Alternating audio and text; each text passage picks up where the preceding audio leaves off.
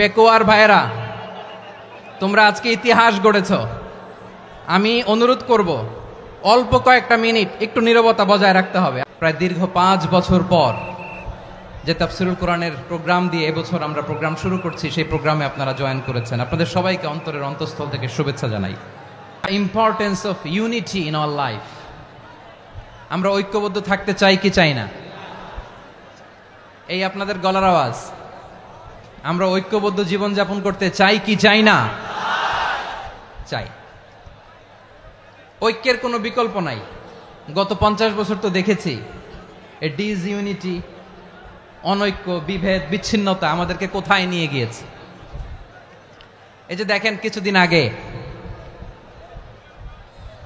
আমাদের বর্তমান নেতা ডক্টর ইউনূস, উনি সব রাজনৈতিক নেতৃবৃন্দদেরকে ডেকেছেন একটা ইস্যুকে কেন্দ্র করে। তার মানে গোটা বাংলাদেশ এক হয়ে গিয়েছে।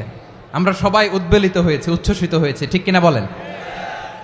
রাজনৈতিক নেতাদেরকে ডেকেছেন উনি, আমরা এক হয়েছি। এরপরে ধর্মীয় অঙ্গনের যে লিডাররা, বিভিন্ন ধর্মের, শুধু মুসলিম না, সবাইকে ডেকেছেন, আমরা ঐক্যবদ্ধ হয়েছি।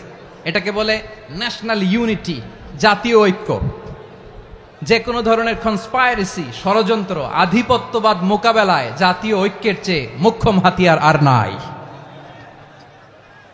আমাদের একটা প্রতিবেশী দেশ আছে, আমরা আমাদের দেশ নিয়ে যত ভাবি তারা তার চেয়ে বেশি ভাবে। কথা বুঝতেছেন না? আরো ভেঙে বলতে হবে। আমরা আমাদের দেশ নিয়ে যত উদ্বিগ্ন, এদের আরো টেনশন বেশি। বলেন, আমাদের দেশে শান্তি আছে না নাই? আমরা হিন্দু মুসলিমে কখনো দাঙ্গা লাগে? আসতে বলেন, কেন লাগে? ওদের পূজা পার্বণে আমাদের মাদ্রাসার ছেলেরা যে পাহারা দেয়, চিল্লায় বলেন ঠিক কিনা? আমাদের তাফসির মাহফিলের সময় ওরা ডিস্টার্ব করেন, ঢোল বাজায় না।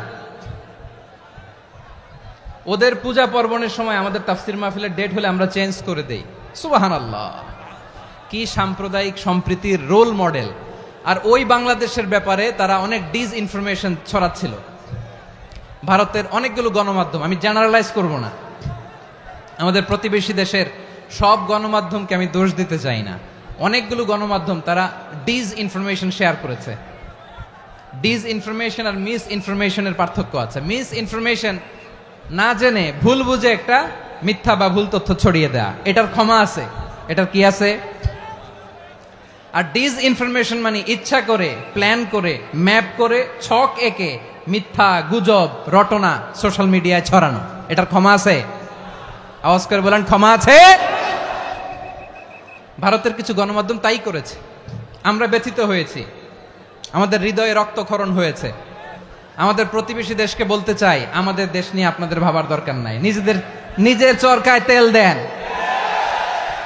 নিজের দেশ নিয়ে ভাবেন। গত মাসের ভয়েস অফ আমেরিকার রিপোর্ট, বাংলাদেশে সংখ্যালঘু জনগোষ্ঠী আগের চেয়ে বেশি নিরাপত্তা পাচ্ছে। Report voice of America, Muslim report নাকি? মুসলিম জরিপ, ভয়েস অফ আমেরিকা।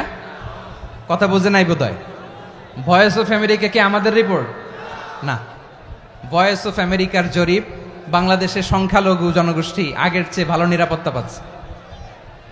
শুধু এখানেই শেষ না, মাইক্রোসফটের একটা জরিপ শোনায় আপনাদেরকে। তারা সারা পৃথিবীতে গুজব, ভুয়া আর মিথ্যা নিউজ ছড়ানোতে কোন দেশ সেরা একটা রিপোর্ট করেছে। এর মধ্যে 1 নম্বরে এসেছে ভারতের নাম। মাইক্রোসফট তো মুসলমানরা চালায় না? কথা বোঝে নাই বোধহয়। প্রতিবেশী দেশকে বলবো, আপনারা নিজের চরকায় তেল দেন, আপনারাও শান্তিতে থাকেন, আমাদেরকেও শান্তিতে থাকতে দেন। সব চেঞ্জ করা যায়, প্রতিবেশী চেঞ্জ করা যায় না। আমাদের ল্যান্ড তাদের ল্যান্ড, পাশাপাশি। আমরা চাই তারাও সুখে থাক, আমরাও সুখে থাকি, ঠিক কিনা? কিন্তু প্রতিবেশী হলে বন্ধুত্বপূর্ণ আচরণ করতে হয়। প্রতিবেশী যদি বন্ধু না হয়ে প্রভু হতে চায়, এরকম দানব প্রতিবেশী কেউ চায় না।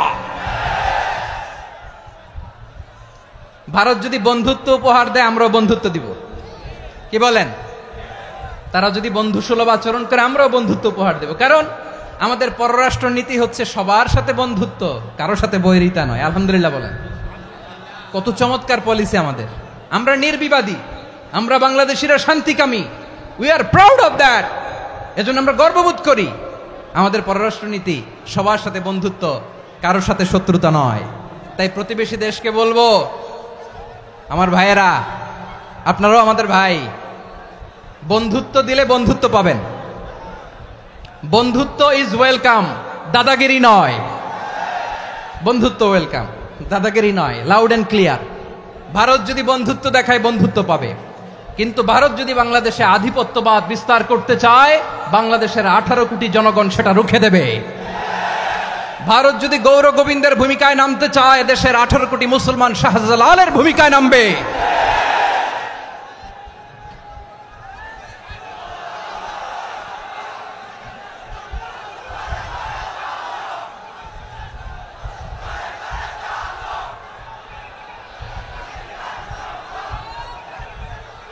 প্রিয় ভাইয়েরা, আমরা বন্ধুত্বে বিশ্বাসী, শত্রুতায় নই, ঠিক কিনা বলেন? আল্লাহ আমাদেরকে বোঝার তৌফিক দান করুক। তাহলে এই যে তারা বলেছে এদেশে সংখ্যালঘুরা কষ্টে আছে, দুঃখে আছে, এটা কি ঠিক? বলেন, এটা কি ঠিক? না, তারা ডিস ইনফরমেশন শেয়ার করেছে, এটা ঠিক নয়। আমার প্রতিবেশী বন্ধু রাষ্ট্রকে বলবো, আপনারা এটা করবেন না, এটা করবেন না। আমরা শান্তিতে আছি, আপনারাও শান্তিতে থাকেন, আমাদেরকেও শান্তিতে থাকতে দেন।